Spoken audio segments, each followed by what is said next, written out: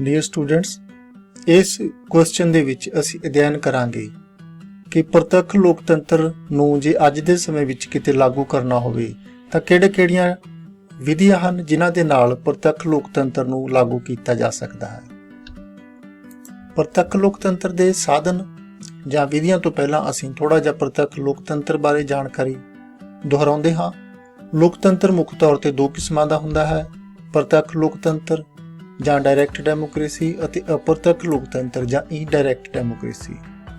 ਪ੍ਰਤੱਖ ਲੋਕਤੰਤਰ ਦੇ ਵਿੱਚ ਲੋਕਾਂ ਕੋਲ ਵੋਟ ਦਾ ਅਧਿਕਾਰ ਹੁੰਦਾ ਹੈ।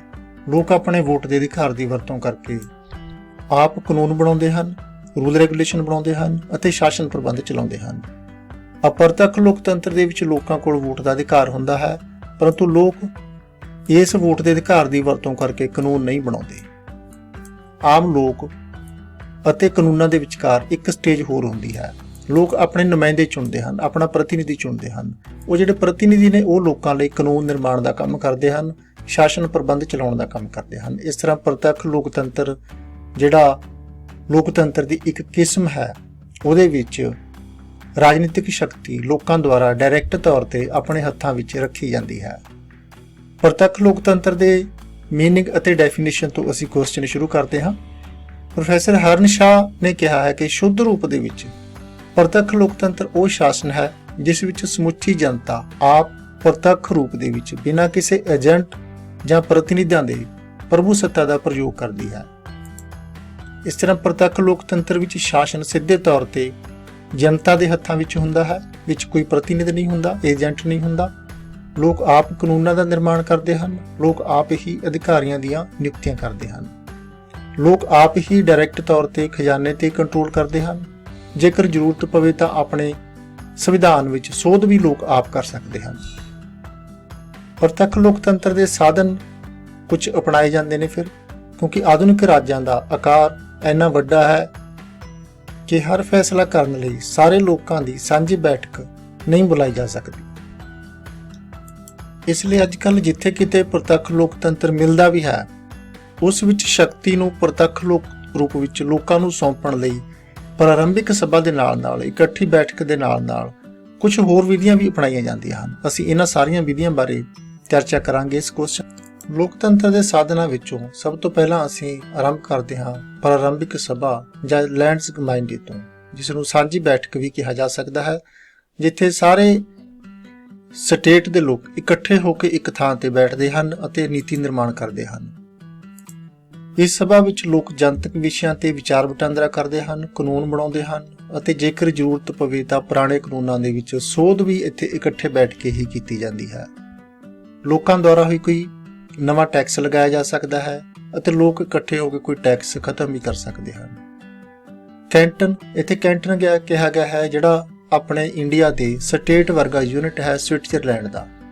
ਜਿਵੇਂ ਭਾਰਤ ਨੂੰ ਰਾਜਾਂ ਨੇ ਮਿਲ ਕੇ ਬਣਾਇਆ ਹੈ, ਉਸੇ ਤਰ੍ਹਾਂ ਸਵਿਟਜ਼ਰਲੈਂਡ ਨੂੰ ਕੈਂਟਨਾਂ ਨੇ ਮਿਲ ਕੇ ਬਣਾਇਆ ਹੈ।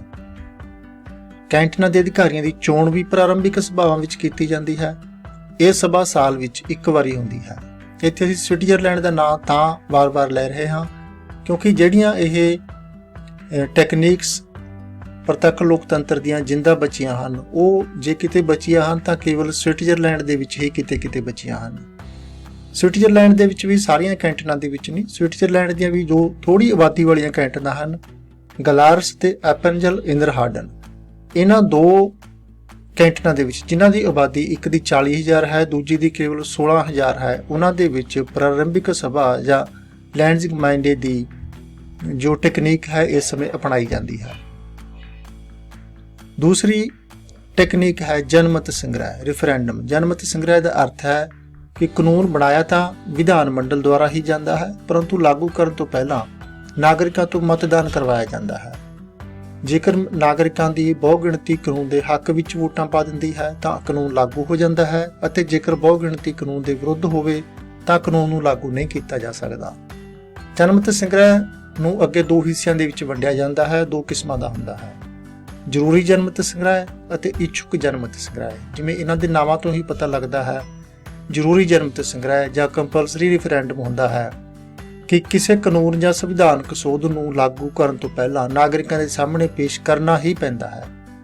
ਵਿਧਾਨ ਮੰਡਲ ਪਾਸ ਕਰ ਸਕਦਾ ਹੈ ਸੰਵਿਧਾਨਕ ਸੋਧ ਜਾਂ ਕਾਨੂੰਨ, परंतु लागू ਕਰਨ ਤੋਂ ਪਹਿਲਾਂ ਨਾਗਰਿਕਾਂ ਦੇ ਸਾਹਮਣੇ ਪੇਸ਼ ਕੀਤਾ ਜਾਵੇਗਾ। ਨਾਗਰਿਕ ਉਸ ਤੇ ਹਾਂ ਕਰ ਦੇਣ ਤਾਂ ਹੀ ਉਹ ਕਾਨੂੰਨ ਲਾਗੂ ਕੀਤਾ ਜਾਂਦਾ ਹੈ।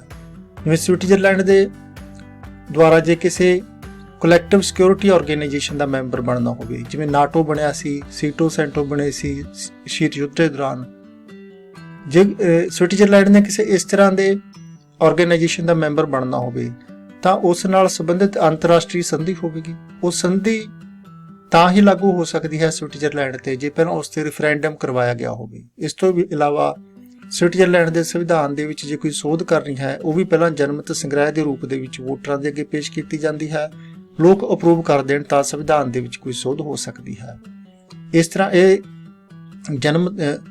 ਜ਼ਰੂਰੀ ਜਨਮਤ ਸੰਗ੍ਰਹਿ ਉਹ ਹੁੰਦਾ ਹੈ, ਉਸ ਤਰ੍ਹਾਂ ਦਾ ਕਾਨੂੰਨ, ਉਸ ਤਰ੍ਹਾਂ ਦਾ ਸਮਝੌਤਾ ਜਿਹੜਾ ਪਹਿਲਾਂ ਜਨਤਾ ਅੱਗੇ ਪੇਸ਼ ਕਰਨਾ ਹੀ ਪਵੇ। ਦੂਸਰੀ ਕਿਸਮ ਹੈ ਇੱਛੁਕ ਜਨਮਤ ਸੰਗ੍ਰਹਿ, ਆਪਸ਼ਨਲ ਰੈਫਰੈਂਡਮ। ਇਸ ਦਾ ਅਰਥ ਹੈ ਕਿ ਵਿਧਾਨ ਮੰਡਲ ਦੁਆਰਾ ਪਾਸ ਕੀਤੇ ਸਾਰੇ ਕਾਨੂੰਨ ਜ਼ਰੂਰੀ ਨਹੀਂ ਹੁੰਦੇ ਕਿ ਜਨਤਾ ਅੱਗੇ ਰੱਖੇ ਜਾਣ। ਕੁਝ ਕਾਨੂੰਨ ਨੇ ਜਿਹੜੇ ਉਹਨਾਂ ਨੂੰ ਪੇਸ਼ ਕਰਨਾ ਜ਼ਰੂਰੀ ਹੁੰਦਾ ਹੈ, ਕੁਝ ਕਾਨੂੰਨ ਨੇ ਜਿਹੜੇ ਵਿਧਾਨ ਮੰਡਲ ਪਾਸ ਕਰ ਸਕਦਾ ਹੈ, ਪਰੰਤੂ ਜੇ ਜਨਤਾ ਮੰਗ ਕਰੇ ਤਾਂ ਜਨਤਾ ਅੱਗੇ ਰੈਫਰੈਂਡਮ ਲਈ ਰੱਖਣੇ ਪੈਂਦੇ ਹਨ। ਸਵਿਟਜ਼ਰਲੈਂਡ ਦੇ ਵਿੱਚ ਪ੍ਰੋਵੀਜ਼ਨ ਕੀਤੀ ਗਈ ਹੈ ਕਿ ਜੇ 50,000 ਵੋਟਰ ਸਾਈਨ ਕਰਕੇ ਦੇਣ ਜਾਂ 8 ਕੈਂਟਨਾਂ ਆਪਣੀ ਮੈਜੋਰਟੀ ਨਾਲ ਮਤਾ ਪਾਸ ਕਰਨ ਕਿ ਕਾਨੂੰਨ ਤਾਂ ਬਣਾ ਦਿੱਤਾ ਗਿਆ ਹੈ ਪਰੰਤੂ ਇਸ ਤੇ ਰੈਫਰੈਂਡਮ ਹੋਣਾ ਚਾਹੀਦਾ ਹੈ, ਫਿਰ ਉਸ ਵਿਸ਼ੇ ਤੇ ਉਸ ਕਾਨੂੰਨ ਤੇ ਰੈਫਰੈਂਡਮ ਕਰਵਾਉਣਾ ਪੈਂਦਾ ਹੈ।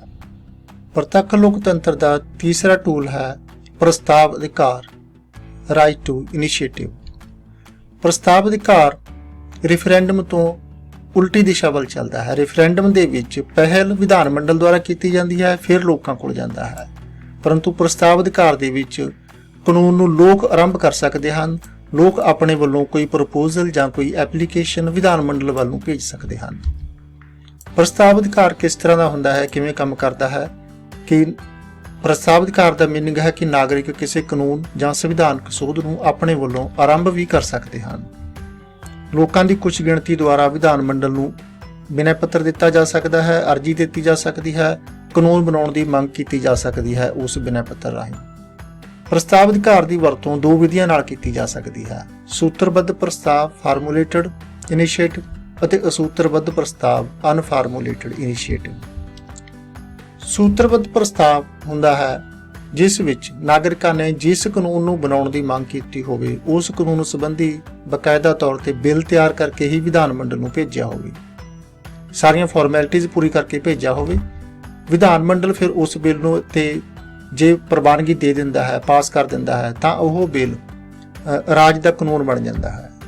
ਦੂਸਰਾ ਹੁੰਦਾ ਹੈ ਅਸੂਤਰਬੱਧ ਪ੍ਰਸਤਾਵ। ਅਸੂਤਰਬੱਧ ਪ੍ਰਸਤਾਵ ਦੇ ਵਿੱਚ ਬਿੱਲ ਤਿਆਰ ਕਰਕੇ ਨਹੀਂ ਭੇਜਿਆ ਜਾਂਦਾ, ਲੋਕਾਂ ਦੁਆਰਾ ਕੇਵਲ ਇੱਛਾ ਜਤਾਈ ਜਾਂਦੀ ਹੈ ਕਿ ਸਾਨੂੰ ਇਸ ਤਰ੍ਹਾਂ ਦੇ ਕਾਨੂੰਨ ਦੀ ਜ਼ਰੂਰਤ ਹੈ, ਕੇਵਲ ਬਿਨੈ ਪੱਤਰ ਦਿੱਤਾ ਜਾਂਦਾ ਹੈ।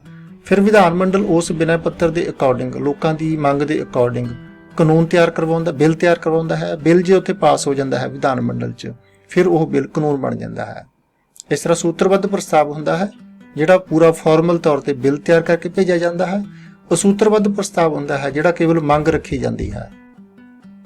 ਚੌਥੀ ਵਿਧੀ ਹੈ ਡਾਇਰੈਕਟ ਡੈਮੋਕ੍ਰੇਸੀ ਦੀ, ਪਲੈਬੀਸਾਈਟ, ਰਾਏਸ਼ੁਮਾਰੀ। ਰਾਏਸ਼ੁਮਾਰੀ ਦੁਆਰਾ ਕਿਸੇ ਰਾਜਨੀਤਿਕ ਵਿਸ਼ੇ ਤੇ ਲੋਕਾਂ ਦੀ ਰਾਏ ਲਈ ਜਾਂਦੀ ਹੈ, ਕਿਸੇ ਕਾਨੂੰਨ ਤੇ ਨਹੀਂ ਕਿ ਕਾਨੂੰਨ ਲਾਗੂ ਕਰਨਾ ਹੈ ਕਿ ਨਹੀਂ, ਕਿਸੇ ਰਾਜਨੀਤਿਕ ਵਿਸ਼ੇ ਤੇ। ਜਿਵੇਂ ਕਿਸੇ ਵਿਵਾਦਿਤ ਖੇਤਰ ਤੇ ਜੇਕਰ ਦੋ ਰਾਜ ਅਧਿਕਾਰ ਜਤਾ ਰਹੇ ਹੋਣ ਕਿ ਇਹ ਸਾਡਾ ਹੈ, ਇਹ ਸਾਡਾ ਹੈ, ਤਾਂ ਕਈ ਵਾਰੀ ਉੱਥੇ ਰਾਏਸ਼ੁਮਾਰੀ ਕਰਵਾਈ ਜਾਂਦੀ ਹੈ। ਉਸ ਖੇਤਰ ਦੇ ਲੋਕ ਜਿਸ ਰਾਜ ਨਾਲ ਰਹਿਣ ਦੇ ਹੱਕ ਵਿੱਚ ਆਪਣੀ ਰਾਏ ਦੇਣ, ਵੋਟਾਂ ਪਾਉਣ, ਉਸ ਖੇਤਰ ਨੂੰ ਉਸ ਰਾਜ ਦਾ ਭਾਗ ਬਣਾ ਦਿੱਤਾ ਜਾਂਦਾ ਹੈ। 21ਵੀਂ ਸਦੀ ਦੇ ਵਿੱਚ ਰਾਏਸ਼ੁਮਾਰੀ ਦੀ ਇੱਕ ਬਹੁਤ ਹੀ ਮਹੱਤਵਪੂਰਨ ਉਦਾਹਰਨ ਸਾਨੂੰ ਸਕਾਟਲੈਂਡ ਦੀ ਮਿਲਦੀ ਹੈ। ਯੂਨਾਈਟਿਡ ਕਿੰਗਡਮ ਨੂੰ ਕਿਉਂਕਿ 4 ਖੇਤਰਾਂ ਨੇ ਮਿਲ ਕੇ ਬਣਾਇਆ ਹੋਇਆ ਹੈ। ਇਹ 4 ਖੇਤਰ ਹਨ, ਸਕਾਟਲੈਂਡ, ਇੰਗਲੈਂਡ, ਵੇਲਜ਼ ਅਤੇ ਨਾਰਦਰਨ ਆਇਰਲੈਂਡ। ਸਕਾਟਲੈਂਡ ਦੇ ਵਿੱਚ ਕਾਫੀ ਸਮੇਂ ਤੋਂ ਮੰਗ ਕੀਤੀ ਜਾ ਰਹੀ ਸੀ ਕਿ ਅਸੀਂ ਯੂਨਾਈਟਿਡ ਕਿੰਗਡਮ ਤੋਂ ਵੱਖਰੇ ਹੋਣਾ ਹੈ। ਯੂਨਾਈਟਿਡ ਕਿੰਗਡਮ ਸਰਕਾਰ ਨੇ ਇਹ ਮੰਗ ਪੂਰੀ ਕੀਤੀ। ਉੱਥੇ ਰਾਏਸ਼ੁਮਾਰੀ ਕਰਵਾਈ ਗਈ ਤੇ ਰਾਏਸ਼ੁਮਾਰੀ ਦੇ ਵਿੱਚ ਲੋਕਾਂ ਤੋਂ ਵੋਟਾਂ ਪਵਾਈਆਂ ਗਈਆਂ, ਪਰੰਤੂ ਲੋਕਾਂ ਦੀ ਬਹੁ ਗਿਣਤੀ ਨੇ ਸਕਾਟਲੈਂਡ ਨੂੰ ਯੂਨਾਈਟਿਡ ਕਿੰਗਡਮ ਦਾ ਭਾਗ ਰੱਖਣ ਦੇ ਫੇਵਰ ਦੇ ਵਿੱਚ ਵੋਟਾਂ ਪਾਈਆਂ, ਅਲੱਗ ਹੋਣ ਦੇ ਫੇਵਰ ਦੇ ਵਿੱਚ ਘੱਟ ਵੋਟਾਂ ਪਈਆਂ। ਇਸ ਤਰ੍ਹਾਂ ਸਕਾਟਲੈਂਡ ਸੀ ਜਿਹੜਾ ਰਾਏਸ਼ੁਮਾਰੀ ਦੇ ਆਧਾਰ ਤੇ ਯੂਨਾਈਟਿਡ ਕਿੰਗਡਮ ਦਾ ਭਾਗ ਬਣਿਆ ਰਹਿ ਗਿਆ। 5ਵੀਂ ਵਿਧੀ ਹੈ ਵਾਪਸ ਬੁਲਾਉਣਾ। ਲੋਕਤੰਤਰ ਵਿੱਚ ਲੋਕਾਂ ਦੁਆਰਾ ਇੱਕ ਨਿਸ਼ਚਿਤ ਸਮੇਂ ਲਈ ਆਪਣੇ ਪ੍ਰਤੀਨਿਧੀ ਚੁਣ ਕੇ ਭੇਜੇ ਜਾਂਦੇ ਹਨ ਵਿਧਾਨ ਮੰਡਲਾਂ ਵਿੱਚ। ਜਿਵੇਂ ਭਾਰਤ ਦੇ ਵਿੱਚ ਅਸੀਂ MLAs ਅਤੇ MPs ਨੂੰ 5 ਸਾਲ ਦੀ ਫਿਕਸ ਟਰਮ ਲਈ ਚੁਣ ਕੇ ਭੇਜਦੇ ਹਾਂ। ਪਰੰਤੂ ਰੀਕਾਲ ਦਾ ਅਰਥ ਹੈ ਕਿ ਜੇਕਰ ਸਾਨੂੰ ਆਪਣੇ ਪ੍ਰਤੀਨਿਧੀ ਤੇ ਭਰੋਸਾ ਨਹੀਂ ਹੈ, ਸਾਨੂੰ ਲੱਗਦਾ ਕਿ ਉਹ ਸਾਡੀਆਂ ਉਮੀਦਾਂ ਤੇ ਪੂਰਾ ਨਹੀਂ ਉਤਰ ਰਿਹਾ, ਤਾਂ ਅਸੀਂ ਉਸ ਨੂੰ 5 ਸਾਲ ਤੋਂ ਪਹਿਲਾਂ ਵੀ ਵਾਪਸ ਬੁਲਾ ਸਕਦੇ ਹਾਂ। ਜਿਸ ਖੇਤਰ ਦੇ ਵਿੱਚੋਂ ਚੁਣਿਆ ਗਿਆ ਪ੍ਰਤੀਨਿਧ ਇਸ ਤਰ੍ਹਾਂ ਕਰਦਾ ਹੈ, ਲੋਕਾਂ ਦੀਆਂ ਉਮੀਦਾਂ ਤੇ ਪੂਰਾ ਨਹੀਂ ਉਤਰਦਾ, ਉਸ ਖੇਤਰ ਦੇ ਲੋਕਾਂ ਦੀ ਇੱਕ ਨਿਸ਼ਚਿਤ ਗਿਣਤੀ ਜੇਕਰ ਵਾਪਸ ਬੁਲਾਉਣ ਸੰਬੰਧੀ ਮੰਗ ਪੱਤਰ ਦੇਵੇ ਕਿ ਇਸ ਨੂੰ ਵਾਪਸ ਬੁਲਾਉਣਾ ਹੈ, ਤਾਂ ਫਿਰ ਸਾਰੇ ਇਲਾਕੇ ਵਿੱਚ ਦੁਬਾਰਾ ਵੋਟਿੰਗ ਕਰਵਾਈ ਜਾਂਦੀ ਹੈ ਇਕੱਲੇ ਉਸ ਪ੍ਰਤੀਨਿਧੀ ਤੇ। ਜੇ ਉਸ ਨੂੰ ਵਾਪਸ ਬੁਲਾਉਣ ਦਾ ਮਤਾ ਪਾਸ ਹੋ ਜਾਂਦਾ ਹੈ ਇਲਾਕੇ ਦੇ ਵਿੱਚ, ਤਾਂ ਉਸ ਨੂੰ ਫਿਰ ਵਾਪਸ ਬੁਲਾਇਆ ਜਾਂਦਾ ਹੈ। ਫਿਰ ਉਸ ਇਲਾਕੇ ਦੇ ਵਿੱਚੋਂ ਨਵਾਂ ਪ੍ਰਤੀਨਿਧੀ ਚੁਣ ਕੇ ਭੇਜਿਆ ਜਾਂਦਾ ਹੈ। ਇਸ ਤਰ੍ਹਾਂ ਪ੍ਰਤੀਨਿਧੀ ਬੇਸ਼ੱਕ ਇੱਕ ਫਿਕਸ ਟਰਮ ਲਈ ਚੁਣਿਆ ਜਾਂਦਾ ਹੈ, ਪਰੰਤੂ ਫਿਕਸ ਟਰਮ ਤੋਂ ਪਹਿਲਾਂ ਵੀ ਵਾਪਸ ਬੁਲਾਇਆ ਜਾ ਸਕਦਾ ਹੈ ਜੇ ਰਾਈਟ ਟੂ ਰੀਕਾਲ ਹੋਵੇ ਨਾਗਰਿਕਾਂ ਨੂੰ। ਇਹ ਸਨ ਮੁੱਖ ਵਿਧੀਆਂ ਜਿਹੜੀਆਂ ਅੱਜ ਕੱਲ੍ਹ ਕਿਸੇ ਲੋਕਤੰਤਰ ਨੂੰ ਪ੍ਰਤੱਖ ਲੋਕਤੰਤਰ ਬਣਾਉਣ ਲਈ ਲਾਗੂ ਕੀਤੀਆਂ ਜਾਂਦੀਆਂ ਹਨ। ਇਹ ਕਿਉਂਕਿ ਵੱਡੇ ਰਾਜਾਂ ਦੇ ਵਿੱਚ ਲਾਗੂ ਕਰਨੀਆਂ ਮੁਸ਼ਕਲ ਹਨ, ਲਗਭਗ ਅਸੰਭਵ ਹਨ, ਇਸ ਲਈ ਵੱਡੇ ਰਾਜਾਂ ਦੇ ਵਿੱਚ ਤਾਂ ਕੋਈ ਵੀ ਵਿਧੀ ਇਹਨਾਂ 'ਚੋਂ ਅਪਣਾਈ ਨਹੀਂ ਜਾਂਦੀ। ਛੋਟੇ ਰਾਜ ਜਿਵੇਂ ਸਵਿਟਜ਼ਰਲੈਂਡ ਹੈ, ਜਿਨ੍ਹਾਂ ਦੀ ਪਾਪੂਲੇਸ਼ਨ ਬਹੁਤ ਥੋੜੀ ਹੈ, ਉੱਥੇ ਇਹ ਵਿਧੀਆਂ ਅਪਣਾਈਆਂ ਜਾਂਦੀਆਂ ਹਨ। ਇਹਨਾਂ ਵਿੱਚੋਂ ਵੀ ਜਿਹੜੀਆਂ ਜ਼ਿਆਦਾ ਕੰਪਲਿਕੇਟਡ ਵਿਧੀਆਂ ਹਨ, ਜਿਵੇਂ ਇਕੱਠੇ ਹੋਣ ਵਾਲੀ ਸਾਂਝੀ ਸਮੂਹਿਕ ਬੈਠਕ ਵਾਲੀ ਵਿਧੀ ਹੈ, ਉਹ ਬਹੁਤ ਛੋਟੀਆਂ ਕੈਂਟਨਾਂ ਦੇ ਵਿੱਚ ਹੀ ਅਪਣਾਈ ਜਾਂਦੀ ਹੈ ਤੇ ਵੱਡੀਆਂ ਕੈਂਟਨਾਂ ਦੇ ਵਿੱਚ, ਵੱਡੇ ਰਾਜਾਂ ਦੇ ਵਿੱਚ ਇਸ ਨੂੰ ਅਪਣਾਉਣਾ ਸੰਭਵ ਨਹੀਂ ਹੈ। ਬਹੁਤ ਬਹੁਤ ਧੰਨਵਾਦ। Good luck.